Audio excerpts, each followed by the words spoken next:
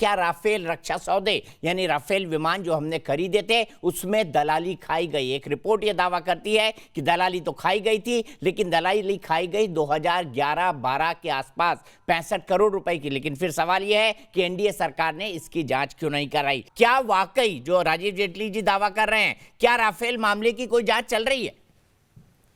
दीपक, इसमें दो तीन चीजें। पहली बात, राफेल मामले में किसी तरीके की कोई जांच नहीं चल रही, क्योंकि सुप्रीम कोर्ट में जब यह मामला गया था तो सुप्रीम कोर्ट के बाद से मामला बंद पड़ा हुआ है। तो जो भी अगर जांच पड़ताल चल भी रही है वो अगस्ता वेस्टलैंड के मामले में चल रही है। राफेल के मामले में ना कोई एफआईआर है ना कोई जांच पड़ताल है। और क्यों?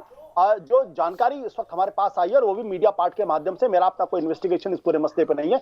दो चीजें बड़ी महत्वपूर्ण है। पहली बात यह है कि 26 मार्च 2019 को जब ईडी सुषेण गुप्ता के यहां छापा मारती है तो दो सबसे महत्वपूर्ण डॉक्यूमेंट उसके पास से बरामद होते हैं।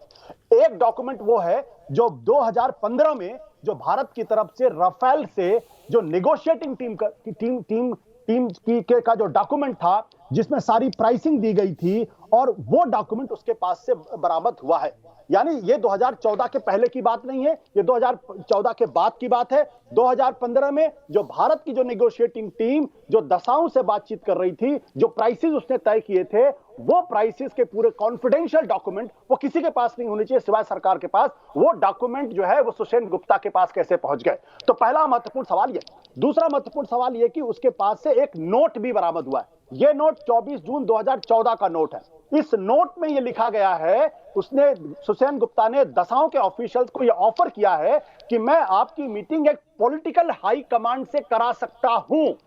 ये पॉलिटिकल हाई कमांड कौन है? जिससे सुषेण की मिली भगत थी, या सुषेण जिसको जानता था, जिसके माध्यम से वो दसाओं के अधिकारियों से कह रहा था कि मैं ये पॉलिटिकल हाई कमांड से आपकी मीटिंग करा सकता हूं। तो ये जो 2014 के बाद का डेवलपमेंट है वो इंपॉर्टेंट डेवलपमेंट है। इसका मतलब ये है कि जो भ्रष्टाचार का मामला 2003 से शुरू हुआ था, जो 4.25 करोड़ रुपए दिए गए थे, जो 2007 से 2012 के बीच 65 करोड़ रुपए दिए गए, और 2014 के बाद जो नेगोशिएटिंग टीम का बहुत ही कॉन्फिडेंशियल सेंसिटिव डॉक्यूमेंट होता है, वो इसके पास कैसे पहुंच गए? और क्यों वो ये दावा कर रहा था कि मैं पॉलिटिकल हाई कमांड से तुम्हारी मीटिंग करा सकता हूं? तो पॉलिटिकल हाई कमांड कौन है जिसके करीब सुषेण गुप्ता था? जाहिर सी बात है सरकार का आदमी होगा, क्योंकि कांग्रेस पार्टी का आदमी नहीं हो सकता है। मेरी अपनी जानकारी में उस आदमी का नाम मुझे पता है, लेकिन मैं अभी नहीं बता सकता, उसको थोड़ा और कंफर्म करना है।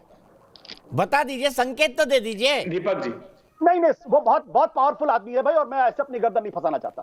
ठीक है, राजीव जेटली जी बताइए कौन है ये आदमी? क्या सुषेण गुप्ता के कनेक्शन? अभय जी आऊंगा, इसका जवाब ये दे लें, उसके बाद मैं तुरंत आपके पास आऊंगा। क्या सुषेण गुप्ता के connection Bharatiya Janata party high command के अंदर भी थे, सरकार की हाईकमान के अंदर भी थे? जनरल सेना आपके पास भी आऊंगा।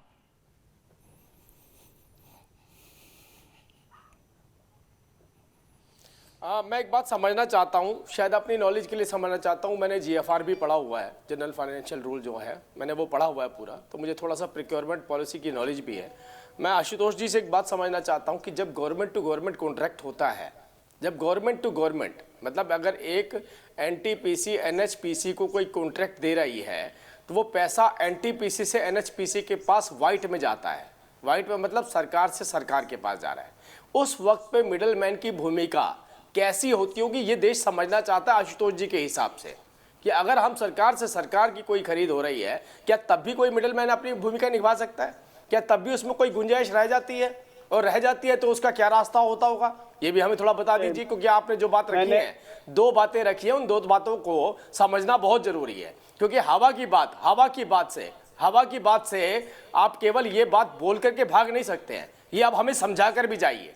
क्योंकि हमने जो बात करी है 65 करोड़ की, वो कमीशन की बात करिए कांग्रेस सरकार की। आप जो बात कर रहे हैं वो गवर्नमेंट टू गवर्नमेंट के कॉन्ट्रैक्ट के बीच में मिडलमैन की भूमिका बता रहे हैं। तो ये हमें भी समझना, हमें भी समझा दीजिए।